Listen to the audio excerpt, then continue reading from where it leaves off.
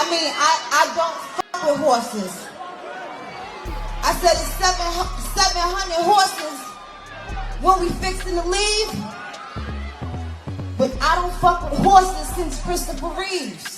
What's good, RIZZLE fam? It's your boy Big Man. Looks like Nicki Minaj showed the whole rap scene that she's not going to retire just yet. Her recent hit showed us all that you do not want to mess with the queen, as she came from Megan Thee Stallion's neck with a hardcore diss. It's been a moment since Nicki started cooking up some beef in the rap kitchen, but it seems like we finally have something new on the way, and it looks hella scary. Nicki is back on her fire stuff, and you don't want the smoke. She's aiming straight at Megan Thee Stallion with her new track, and knowing Megan, it's only a matter of time before she claps back. Here's what we got going on in the rap world today. Nicki made the headlines this week, and it's all because she came out with a killer track a week ago that sends shots at who? Megan Thee Stallion. Now, Nicki's no stranger to beef, as she's had more than we can even name, really. Think of your favorite female rapper. If she's still relevant in the game today, well, chances are that Nicki had some issues with her at least once. But it's not just female artists that she has beef with, it's also not just in hip-hop either. From Cardi B, Remy Ma, Lil Kim, and Lotto, and Demi Lovato, Travis Scott, and even Kylie Jenner. If Nicki has something against you, she sure won't hesitate to tell the world about it. Now, Megan Thee Stallion is on the menu for Nicki, and this is not the first time that rumors of the two female rappers coming at each other. First time that these two had issues was not so long ago when Megan dropped her album Traumazine. You see, that same week, Nicki dropped her album Super Freaky Girl, and the fans' attention was just divided just like that. There was even some interpretation of the lyrics in both of their songs that hinted at tension between them taking place, but never really escalated any further than that. That was the case until last week when we got yet another glimpse at some beef taking place between Meg and Nicki. This time around, the evidence is slightly more substantial. Here's where it went left. So Nicki dropped a brand new track and she completely took the hip-hop scene and held it by its neck. I mean, this track was on fire, and there was absolutely no denying that fact. It's just dope. Red Ruby to Sleeze has everything Nicki is known for, and more. You can tell that she invested some time into making this one. She wanted to leave a mark behind. Her fans reacted immediately, and comments of praise came in from all sides. This one is different. Not only the flows changes, but also the accent, and on top of that, the singing, she has given everything that it's supposed to give. You can't deny it. And another comment said, this song has the potential, the replay value, the metaphors, the production. Nicki really went in the studio and created a hit, but her flow, the wordplay, and the production behind the track were not the only captivating things on this song. There was more to it. What sparked the most attention and what got a wider audience interested in hearing Nicki out was the lyrics. You see, if you listen to the lyrics carefully, you can sense more than just wordplay.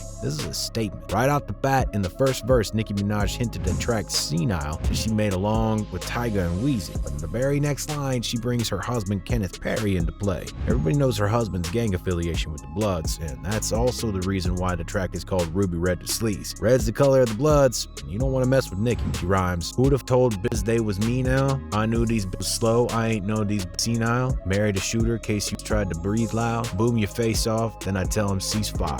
However then, the most controversial two lines in the whole song came up. These two lines of the song that were instigating this beef between Nicki and Megan. She raps, 700 on them horses when we fixin' to leave, but I don't put horses since Christopher Reeves. Nicki loves to boast about her muscle cars, and this time around she referenced the horsepower of her car. She paid homage to Christopher Reeves, the late actor who had an accident that basically cost him his life. Worse still. He fell off a horse and completely messed up his neck and was paralyzed because of it for the rest of his life. Right there was the usage of this metaphor. People believe Nicki also hinted at the fact that she doesn't do horses, as in she don't want anything to do with Megan Thee Stallion. Now, sure, you could say, that doesn't have to mean that they're necessarily beefing, and you would be right to assume such a thing. However, this is not the last of the tricks that Nicki has under her sleeve. She had one more in store for Meg. Last week, we saw Lil Wayne's show at the Rollin' Loud Festival. He brought in Nicki Minaj in order to do a couple of songs with her. Between the two songs, Nicki had a chance to say something to the crowd. What'd she say? Yep, same line that we just mentioned. She said, I don't fuck with horses. I said it's 700 horses when we fixing to leave. But I don't fuck with horses since Christopher Reeves. and why would you want to say those exact two lines from your brand new song if it didn't have some deeper meaning? I mean, she could have said anything else, yet she chose that. Some believe that it's just because it's a nice opportunity to attract more attention than usual, and we know how much rappers love calling out their rivals on stage. I'm about dollars. Who the fuck is 50 Cent? But let's get back to the other lyrics in the Ruby Red and Sleeze, because there's other suspicious lines that hint at Meg, and more specifically, the recent history of hers. So in the second verse, somewhere in the middle of the text, she goes on to say, "That 40 cal make them dance like a go-go." Now, if you know Megan Thee Stallion, you surely know that she had a huge issue with Tory Lanez that ended up in court. Tory shot at Megan one night after a party, and it was one of the most traumatic moments of Meg's life. She got hit in the foot, and she later went on to file charges against old Tory. Recently, he was found guilty in that case. Meg's life was completely changed. She spoke multiple times about that experience of hers and how it completely changed her forever. A slightly less known fact about that incident is that a 40 caliber Glock 22 was recovered at the site, and it just so happens that Nicki used that in a line. Moreover, Tory allegedly demanded Megan to ask, and he shot at her because she refused to do so. Hence the dance like a go-go part in Nicki's rap. If these parts of Nicki's lyrics are all just pure coincidence, well, there might not be any beef between them. However, the odds are pretty much in favor of tension existing between Nicki and Meg. Many folks online wondered why Nicki would come for Meg like that. Seems that she's got no reason to do so.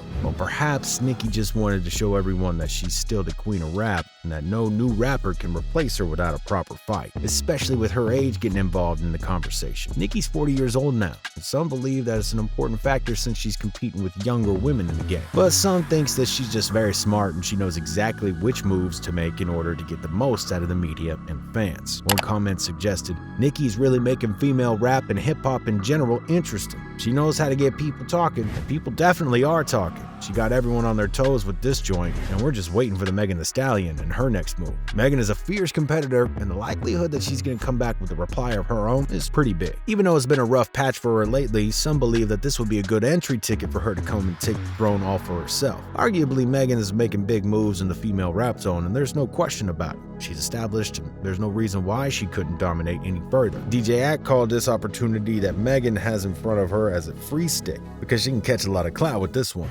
You saying these bitches is your sons? What about your brother that was touching kids? Knock her out again. Instant. Over. Over. Over. Two haymakers. Knock her out. Over. This is rap. I'm telling you, I helped devise this for y'all. Nicki won't even mention y'all again. Yo, she won't even tweet. After you done with Nicki, she gonna take her next album cover with her riding a pony. She gonna love horses now. You gotta knock her out instantly. Now here's the third thing you gotta get at her ass with. You gotta remind her, she's 40. If she decides to go along with it and not keep her quiet, it could prove worthy of her time and attention. Ever since Hot Girl Summer, we didn't really see Nicki and Megan kick it together. Part of the reason why that's the case is because Megan sided with Cardi for WAP, and we all just know how bad Nicki went at Cardi with that. In the end, the female rap scene is definitely getting hotter by the day, and you'd love to see it. What's your take on Nicki and Megan? Are they really going at it, or are people pushing this narrative without a real reason? Are we gonna see Megan go hard and diss Nicki back because of this? Thanks so much for watching. If you like our video and you want to see more, make sure to hit that like button and subscribe to our channel for more content coming straight from the hip-hop world to your feed. As always, remember to keep it RIZZLE. RIZZLE.